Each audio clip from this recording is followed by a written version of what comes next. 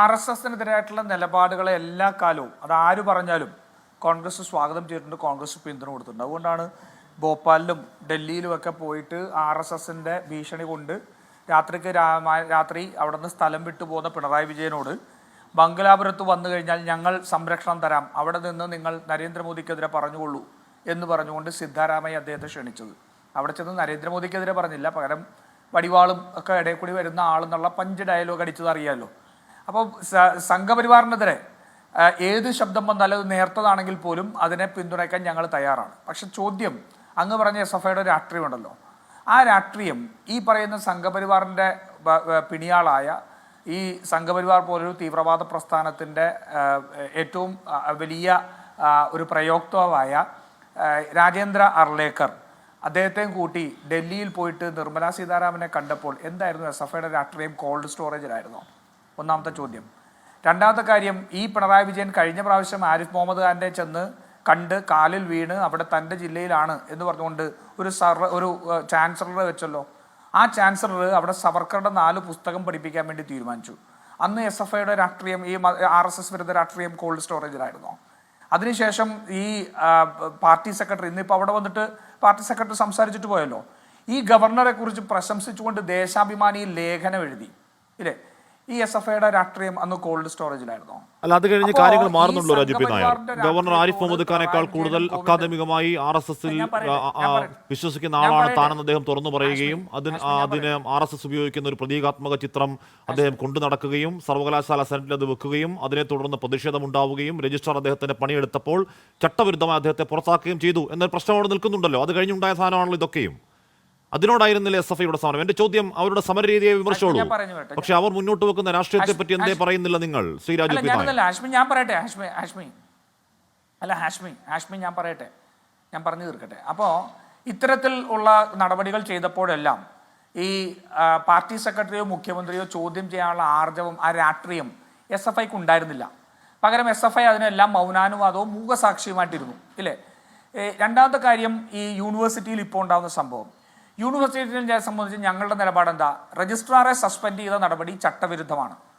പക്ഷെ ആ ചട്ടവിരുദ്ധത്തെ മറികടക്കാൻ വേണ്ടി ഈ CPMന്റെ നേതൃത്വത്തിൽ നടന്ന സിൻഡിക്കേറ്റിൽ നടന്ന അതിനെ റദ്ദാക്കുന്ന നടപടി അതും ചട്ടവിരുദ്ധമാണ്.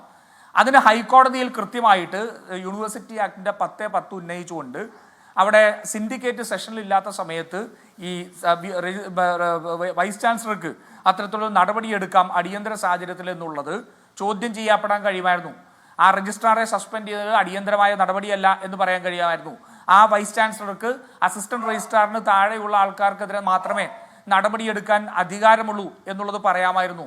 വളരെ കൃത്യമായിട്ട് ഹൈക്കോടതിയിൽ നിയമപ്രകാരം, ചട്ടപ്രകാരം ആ വൈസ് ചാൻസലറുടെ ചട്ടവിരുദ്ധമായ സസ്പെൻഷനെ റദ്ദാക്കാൻ ഉള്ള സാഹചര്യം ഉണ്ടായപ്പോൾ അത് ചെയ്യാതെ അതിന് പകരം ചട്ടവിരുദ്ധമായിട്ട് രജിസ്ട്രാറെ പുനർനിയമിക്കാൻ ശ്രമിച്ചതും എല്ലാം അജണ്ടയുടെ ഭാഗമാണ്.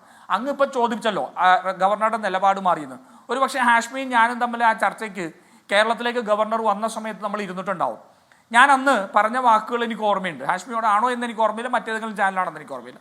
ഞങ്ങൾ പറഞ്ഞത് 1 മാസം മുമ്പ് ഇന്ത്യയുടെ സ്വാതന്ത്ര്യ സമരം പോലും കലാപത്തിലൂടെ നേടിയാണ്, സായുധ കലാപത്തിലൂടെ നേടിയാണ്, സത്യാഗ്രഹത്തിലൂടെ നേടിയതല്ല എന്ന് പറഞ്ഞൊരു ഗവർണറെ, തീവ്ര ചിന്താഗതിയുള്ള ഒരു RSSന്റെ നേതാവിനെ ഞങ്ങൾ അംഗീകരിക്കാൻ തയ്യാറല്ല. പക്ഷേ ഗവർണർ ഇവിടെ വന്നതിന് ശേഷം നമ്മുടെ സംസ്ഥാനത്തിന് ഗവർണറാണ് തീവ്ര ചിന്താഗതിക്കാരൻ എന്ന് പറയുന്നത് ശരിയല്ല. നമ്മുടെ സംസ്ഥാനത്തിന് ഗവർണറാണ്, ഭരണഘടനാ പദവിയാണ്. രാഷ്ട്രീയ വിയോജി പറയുമ്പോഴും നമ്മൾ വ്യക്തിപരമാവരുത് എന്ന് ഞാൻ പറയുകയാണ്. ഹാഷ്മി ഞാൻ പറഞ്ഞു തീർക്കട്ടെ.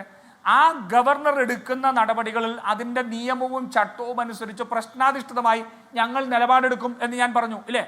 പിണറായി വിജയനും MP ഗോവിന്ദനും ഈ സംഘപരിവാറിന്റെ പിണിയാളായിട്ട് വരുന്ന ഗവർണർ RSSന്റെ ആളാണെന്നും അയാളുടെ കയ്യിലുള്ളത് വിഭാഗീയ ചിന്താഗതിയാണെന്നും തിരിച്ചറിയാനുള്ള രാഷ്ട്രീയം ഇല്ലാതെ പോയത് കൊണ്ടാണോ തോളത്തെടുത്ത് വെച്ച് നടന്നത്?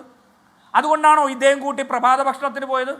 അതുകൊണ്ടാണോ പിണറായി വിജയന്റെ പിറന്നാളിന് ഭാര്യാസമേതനായിട്ട് വന്ന് മുണ്ടും പുടവയും എല്ലാം കൊടുത്തത്?